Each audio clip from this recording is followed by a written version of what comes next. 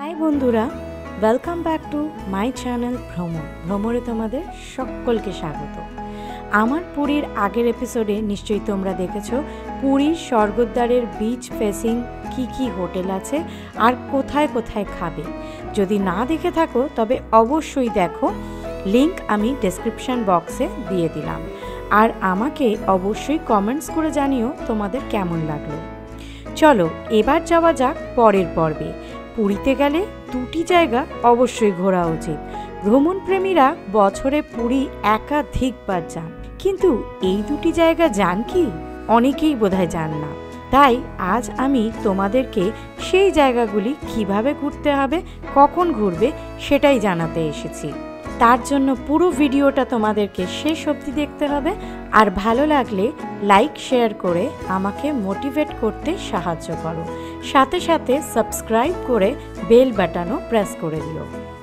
বন্ধুরা, তৃতীয় দিনে আমাদের প্ল্যান ছিল চিল্কা ভ্রমণ। হয়তো চিল্কা অনেকেই গিয়ে থাকবে, তবে জানো কি ওটিডিসি বা প্রাইভেটেও অনেক বাস ছাড়ে চিল্কা ভ্রমণের জন্য, যার খরচ খুবই কম। এই লাক্সারি বাসে করে শেয়ারিং বেসিস, যার খরচ পড়ে 250 টাকা প্রতিজন। চলো শুনে নি একটু ডিটেলসে এই গাইড দাদার কাছ থেকে। Up and down 104 kilometre Puri থেকে আপনার मिर्जापुर एलेन और चिल्का भितरे जान बोटे। एक्चुअली यहाँ पर जो बोटिंग का सिस्टम है ये तो आपको देख के पता चल जाता है। यहाँ नाव है, नाव में आप लोग 8 या 9 या 10 सुबह 9 बजे आते हैं। जाने के बाद आप लोग हीरावाड़ी डल्फिन देखते हैं, जो विशल थे लेकिन देर का आवाज आती है। विंटर में सबसे बेहतर है चिल्का और चिल्का झील की टोटल एरिया होता है 1100 स्क्वायर किलोमीटर। उड़ीसा में चिल्का झील 3 डिस्ट्रिक्ट को कवर करता है, गंजाम, खुर्दा, पुरी। ये झील जो है एशिया महादेश का सबसे बड़ा झील है, जिसकी टोटल एरिया होता है 1100 स्क्वायर किलोमीटर। इसके अंदर करीब 17 आइलैंड। गाड़ी पे आएंगे तो छोटी गाड़ी पे लेके आने से आपको जब का किराया बनी पूरा रिजर्व करना पड़ता है। ये 6-7 मेंबर होने से पूरा रिजर्व करके जाना पड़ता है। जैसे 5 लोग का कम से कम अच्छा जाता है। बस तो आने से बेहतर है किसी के साथ आप लोग शेयरिंग करके भी जा सकते हैं, तो बेहतर होगा। बस पे टूरिस्ट आने से चिल्का झील सबसे बेहतर है बोटिंग की वजह से। बरसात में ज़्यादा पैसा लगता है, बस पे आने से शेयरिंग करना। Thank you so much. Puri থেকে চিল্কা পৌঁছতে সময় লাগবে মাত্র 45 মিনিট, আর চিল্কার 4টি স্পট ঘুরতে সময় লাগবে 4 ঘন্টা মতো। আর এই শেয়ারিং বাসে গেলে কিন্তু এই বোটের ভাড়াও শেয়ার হয়ে যায়। এমনকি খাবারের কিছু হোটেলও আছে দুপুরের লাঞ্চ সারার জন্য। এই বোটে করে চিল্কার 4টে স্পট ঘুরে দেখতে সময় লাগে 3 ঘন্টা মতো, আর আবার মেন স্পটে ফিরে আসতে সময় লাগে আরও 1 ঘন্টা।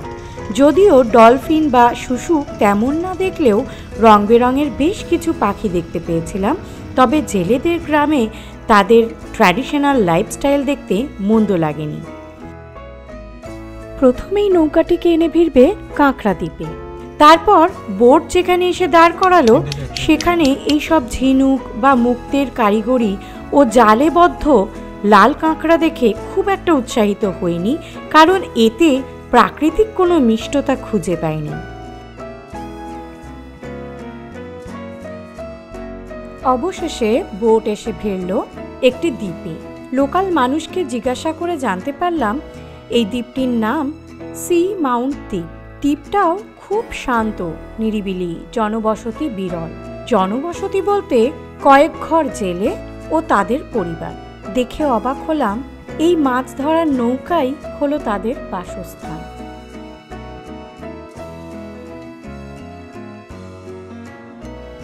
সেখান থেকে বালিয়াড়ি জঙ্গলের পথ ধরে হেঁটে পৌঁছালাম একটি সৈকতে।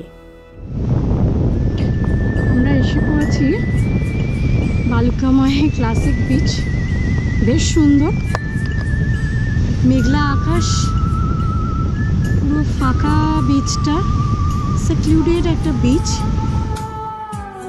এই শান্ত নিরিবিলি সোনালি বালুকা তটে হাতে হাত ধরে হেঁটে বেড়াতে বেশ লাগে।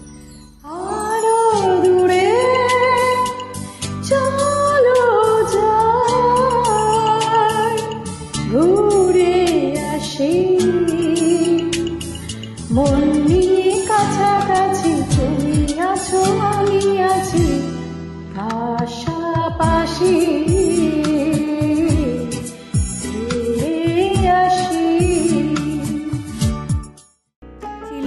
সংলগ্ন অঞ্চল ঘোরা শেষ করে ওখানেই লাঞ্চ সেরে আবার আমরা বাসে উঠে পড়লাম, পুরীর দিকে রওনা দিলাম।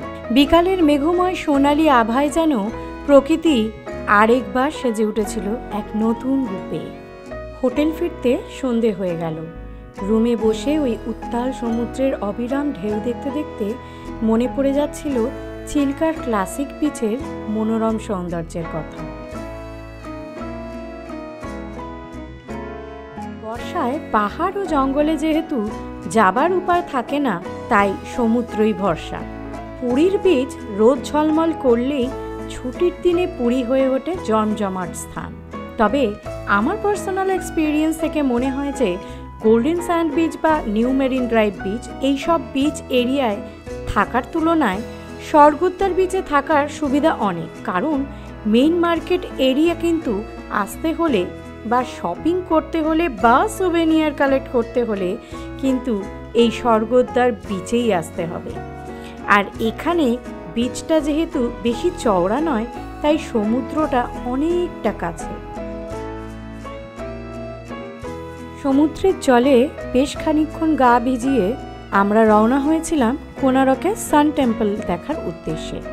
বন্ধুরা, তোমরা হয়তো ভাবছো এটা নতুন কি, এ তো সবাই যায়।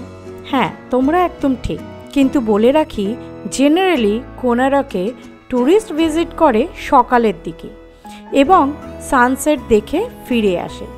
শেয়ারিং বাস বা ওটিডিসির সাথে ভিজিট করলেও বা ঘুরতে গেলেও এই একই পন্থা বা পদ্ধতি, কিন্তু আমাদের প্ল্যান ছিল একটু অন্য, তাই আমরা সকালে না গিয়ে গেছিলাম বিকেলে। 13 পার্বণে লাঞ্চ সেরেই বিকেল 3টে নাগাদ একটি প্রাইভেট কার বুক করে আমরা দেখে নিয়েছিলাম 3টি স্থান। কার থেকে বুক করেছিলাম তার ডিটেলস আর নাম্বার আমি দিয়ে দিলাম ডেসক্রিপশন বক্সে। তোমরা চাইলে তোমরাও যোগাযোগ করে ঘুরে আসতে পারো। ওড়িশার কুশভদ্রা নদীকে পাশ কাটিয়ে ও ঘন জঙ্গল পেরিয়ে আমরা প্রথমেই গিয়ে পৌঁছালাম মা রামচণ্ডী পীঠ। এটি একটি আদি মন্দির বা পীঠস্থান, আর এই মন্দিরের ঠিক পিছন দিয়ে বয়ে গেছে কুশভদ্রা নদী।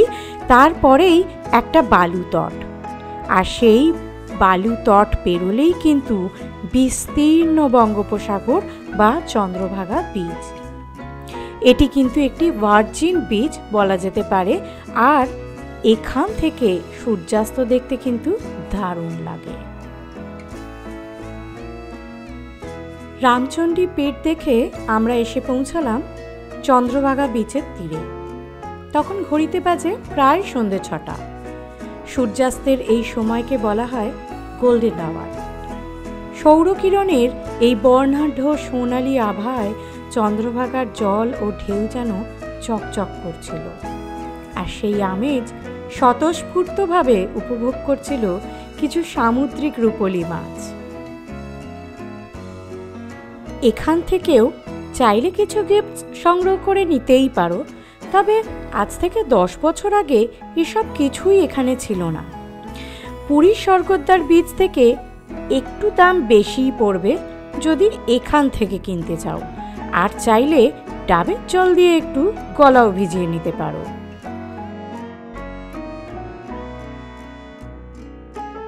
চন্দ্রভাগা বিচে বেশ খানিকক্ষণ কাটিয়ে আমরা চলে গেছিলাম কোনারক সান টেম্পলে। এই সময় আসার কারণ লাইট অ্যান্ড সাউন্ড শো দেখার উদ্দেশ্যে। সবাই তো সকাল সকাল যাও, এবার পারলে অবশ্যই যেও সন্ধ্যের এই লাইট অ্যান্ড সাউন্ড শো দেখতে, যেখানে বর্ণিত হয় কোনারকের ঐতিহ্যবাহী ইতিহাস। তবে বারবারই বলবো এখানে এসে গাইডের চক্করে না পড়তে, কারণ তারা বেশ কিছু ভুল ইনফরমেশন প্রোভাইড করেন। এটি আমার ব্যক্তিগত মতামত। তার থেকে বেটার এই লাইট অ্যান্ড সাউন্ড দেখা, যেখান থেকে অরিজিনাল হিস্ট্রি জানা যায়। 2টি শো হয়, একটি সন্ধ্যে 7:30 থেকে রাত্রি 8:10 পর্যন্ত ও আরেকটি স্টার্ট হয় রাত্রি 9টা থেকে। কাউন্টার থেকেই টিকিট পাওয়া যায় সন্ধ্যে 6:30 থেকে, তবে চাইলে অনলাইনেও টিকিট বুক করে নেওয়া যায়, তার লিঙ্ক আমি ডেসক্রিপশন বক্সে দিয়ে দিলাম। তবে নর্মালি কোনারক টেম্পল দর্শন কিন্তু সন্ধ্যে 6টায় বন্ধ হয়ে যায়।